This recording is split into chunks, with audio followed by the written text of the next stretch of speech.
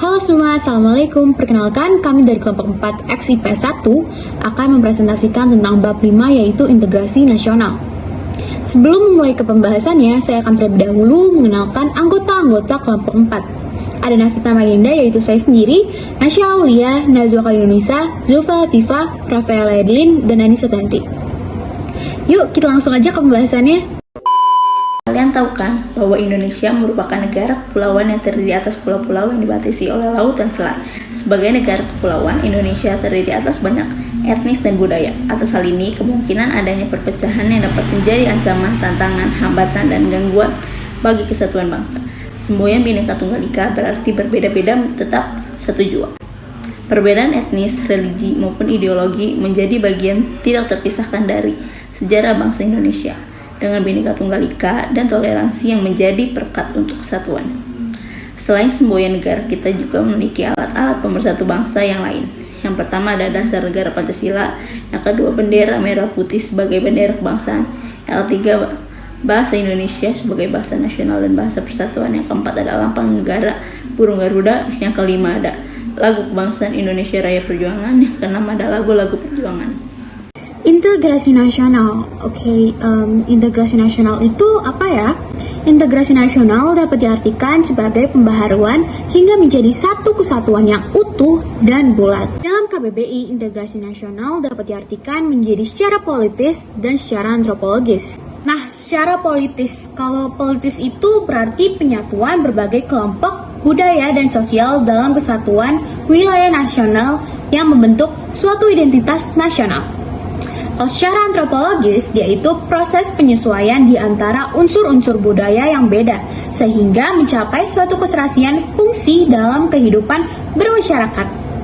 Sekarang, apa sih syarat-syaratnya supaya integrasi nasional itu dapat dijalankan dan dapat berhasil dalam suatu negara? Yang pertama, anggota masyarakat mereka itu merasa berhasil dan mampu mengisi kebutuhan di antara satu dan lainnya. Yang kedua, terciptanya kesepakatan atau konsensus bersama mengenai nama dan nilai sosial yang dilestarikan. Yang ketiga atau yang terakhir, norma dan nilai sosial dijadikan aturan yang baku dalam melangsungkan proses integrasi sosial. Faktor-faktor integrasi nasional. Jadi, faktor-faktor integrasi nasional itu ada dua. Yang pertama, faktor pembentuk integrasi nasional, dan yang kedua, ada faktor penghambat integrasi nasional. Faktor pembentuk integrasi nasional. Yang pertama, adanya rasa senasib dan seperjuangan yang diakibatkan oleh penjajah. Yang kedua, adanya ideologi nasional yang tercermin dalam simbol Garuda Pancasila dan Bhinneka Tunggal Ika. Yang ketiga, adanya tekad serta keinginan untuk bersatu di kalangan bangsa Indonesia, seperti yang dinyatakan dalam Sumpah Pemuda. Yang keempat, adanya ancaman dari luar yang menyebabkan munculnya semangat nasionalisme di kalangan bangsa Indonesia. Yang kelima, penggunaan bahasa Indonesia. Yang keenam, adanya rasa semangat, persatuan, dan kesatuan dalam bangsa, bahasa, dan tanah air Indonesia. Yang ketujuh, adanya kepribadian dan pandangan hidup kebangsaan yang sama, yaitu Pancasila. Yang kedelapan, adanya jiwa dan semangat gotong royong, solidaritas, dan toleransi yang kuat. Nomor 9, adanya rasa senasib sepenanggungan akibat penderitaan penjajah. Yang ke-10, adanya rasa cinta tanah air dan mencintai produk dalam negeri. Lalu yang kedua, ada faktor-faktor penghambat dari integrasi nasional. Yang pertama, kurangnya penghargaan terhadap kemajemukan yang bersifat heterogen. Yang kedua, kurangnya toleransi antar golongan. Yang ketiga, kurangnya kesadaran dari masyarakat Indonesia terhadap ancaman dan gangguan dari luar. Yang keempat, adanya ketidakpuasan terhadap ketimpangan dan ketidakmerataan hasil-hasil dari pembangunan. Tantangan dalam menjaga keutuhan NKRI. Fenomena global masih mengetengahkan penguatan nilai-nilai universal, yakni demokrasi dan hak asasi manusia. Dampak pemasaran global memunculkan persoalan serius yang memerlukan respons secara internasional. Tantangan di lingkungan internal Indonesia adalah mengawal NKRI agar tetap utuh dan bersatu. Visi terwujudnya pertahanan negara yang tangguh dengan misi menjaga kedaulatan dan keutuhan wilayah NKRI serta keselamatan bangsa harus terwujud. Perumusan kebijakan umum pertahanan negara dilaksanakan bangsa dan harus terwujud. Kebijakan umum pertahanan negara dilaksanakan Menteri Pertahanan Negara, sedangkan proses penetapannya dilaksanakan di tingkat Dewan Keamanan Nasional selaku penasihat RI. Tujuan nasional merupakan kepentingan nasional yang abadi dan menjadi acuan dalam merumuskan tujuan pertahanan negara yang ditempuh dengan 3 satria pendekatan. Untuk mencapai tujuan pertahanan negara, salah satunya diperlukan input sumber daya yang bagus dan optimal. Peran serta warga negara dalam menjaga persatuan dan kesatuan bangsa.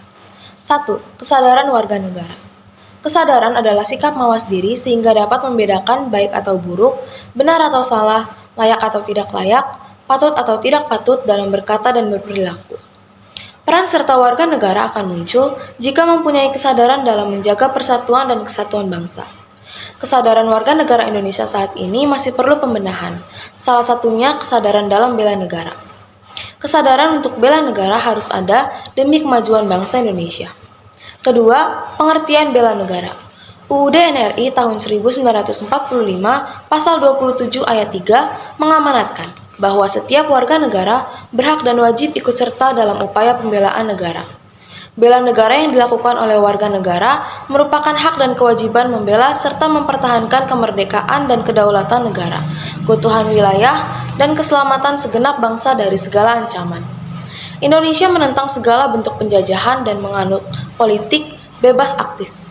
Prinsip ini merupakan pelaksanaan dari bunyi alinea pertama pembukaan UUD NRI tahun 1945. Sebagai warga negara, sudah sepantasnya kita turut serta dalam bela negara dengan mewaspadai dan mengatasi berbagai macam ancaman, tantangan, hambatan, dan gangguan terhadap bangsa Indonesia. Ancaman adalah usaha yang bersifat mengubah atau merombak kebijaksanaan yang dilakukan secara konsepsional melalui tindak kriminal dan politis. Contoh ancaman di bidang ekonomi adalah sistem persaingan bebas yang saling menghancurkan dan menumbuhkan eksploitasi masyarakat. Bentuk ancaman militer dari luar negeri contohnya adalah agresi, spionase, dan sabotase. Sedangkan ancaman militer dari dalam negeri adalah pemberontakan bersenjata, aksi teror, dan gerakan separatis. Tantangan adalah hal atau usaha yang bertujuan untuk menggugah kemampuan, sedangkan hambatan adalah usaha yang berasal dari diri sendiri yang bersifat menghalangi. Dan gangguan adalah hal yang berasal dari luar yang bersifat menghalangi secara konsepsional. Peran serta warga negara dalam menjaga persatuan dan kesatuan bangsa selanjutnya adalah berdasarkan hukum bela negara. Ada beberapa contoh nih mengenai hukum dan peraturan tentang wajib bela negara. Contoh yang pertama ada Undang-Undang Republik Indonesia Nomor 29 Tahun 1954 tentang pokok-pokok perlawanan masyarakat. Nah, contoh lainnya ada TAP MPR Nomor 4 Tahun 2000 tentang pemisahan antara TNI dan juga Polri.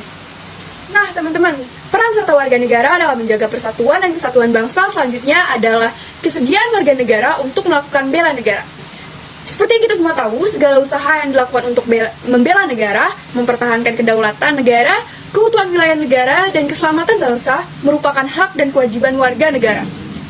Dalam Undang-Undang Republik Indonesia Nomor 3 Tahun 2002 tentang Pertahanan Negara Pasal 9 Ayat 2 ditegaskan berbagai bentuk usaha pembelaan negara. Nah, teman-teman, yang pertama itu berdasarkan pendidikan kewarganegaraan. Berdasarkan pasal 37 ayat 1 dan 2 Undang-Undang Republik Indonesia Nomor 20 Tahun 2003 tentang Sisdiknas dijelaskan bahwa pendidikan kewarganegaraan merupakan pelajaran wajib di tingkat pendidikan dasar, menengah, dan tingkat pendidikan yang tinggi. Yang kedua adalah berdasarkan pelatihan dasar kemiliteran. Nah, teman-teman, selain TNI, salah satu komponen warga negara yang mendapat pelatihan dasar militer adalah siswa sekolah menengah dan unsur mahasiswa. Yang ketiga adalah berdasarkan pengabdian sebagai Tentara Nasional Indonesia. Dalam Undang-Undang Dasar Negara Republik Indonesia tahun 1945 pasal 30 ayat 2 disebutkan bahwa TNI dan Polri merupakan unsur utama dalam usaha pertahanan dan keamanan rakyat Indonesia. Yang keempat dan yang terakhir adalah berdasarkan pengabdian sesuai dengan keahlian atau profesi.